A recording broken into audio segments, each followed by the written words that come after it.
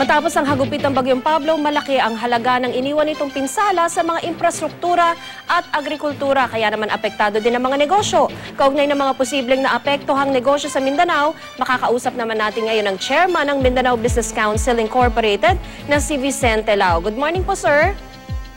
Good morning. Sino ito? Si Tina Panganiban Perez po ito, sir, sa Kape at Balita. Kumusta po yung kabuhayan dyan sa Mindanao? Ay, good morning, Tina. Opo, sir. Medyo mahirap dahil hindi kami sanay na tinatamaan ng bagyo dito sa Mindanao. Opo. Although hindi naman nagkukulang gobyerno sa pagbibigay ng informasyon, hindi lang talaga siguro kami preparado na magkakaroon ng ganitong kalakas na bagyo, no? The typhoon that hit us really was very devastating. It has a very strong center wind, 175 kilometers per hour. Gustiness even exceeded 200. So you can imagine the effect of this on the shanties and the small houses in the provinces. No, tama yung sinabi ng the report that is reaching us. Almost total ang rate ng lahat ng mga buildings in some areas. That's why even what you call this, the shelters and the centers where people are supposed to stay were also all destroyed. So, wala talaga sila mapupuntahan, no? Yan ang problema.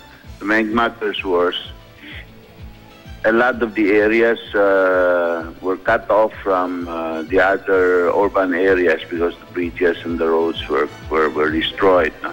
And the roads, a lot of the roads are not passable because a lot of the trees and coconuts ay nagkalat sa daan, so hindi basta-basta mapasok ng mga sasakyan.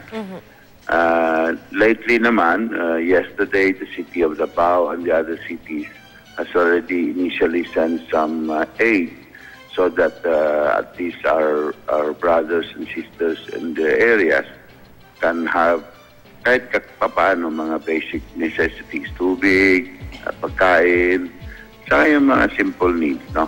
Opo. Sleepers, mga ganon. Sir, nakikita po namin sa video na talagang napakalawak po kasi yung pagkasira or yung damage na iniwan po ng Bagyong Pablo. Gaano po kaya katagal bago po makabangon yung kabuhayan ng mga kababayan natin dyan? Naku, mahirap ito. Our major crops in the region is basically bananas, and you know, it's one of our major income revenues for the region. Pero wiped out po yung mga taniman eh. Yeah, we lost about 16,000 hectares of banana plantation to the total populations of about 60. So that's a sizable loss, no? It will take us about a year before this can recover.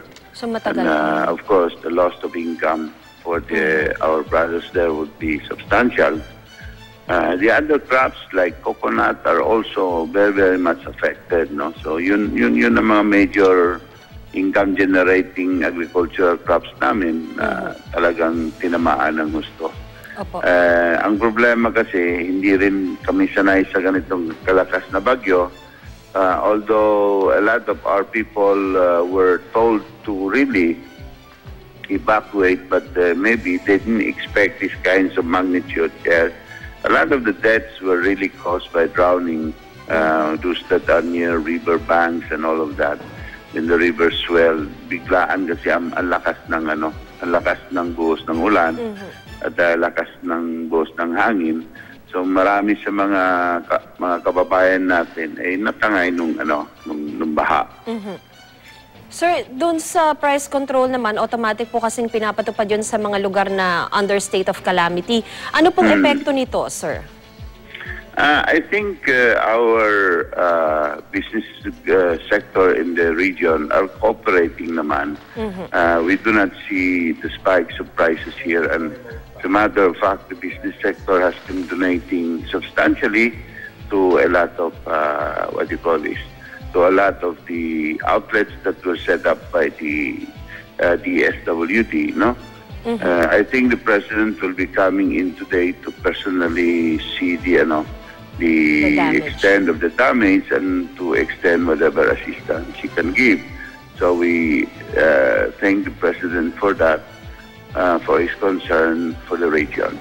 Okay. Maraming salamat po, Ginoong Lau, Chairman po ng Mindanao Business Council Incorporated. Thank you, Tita.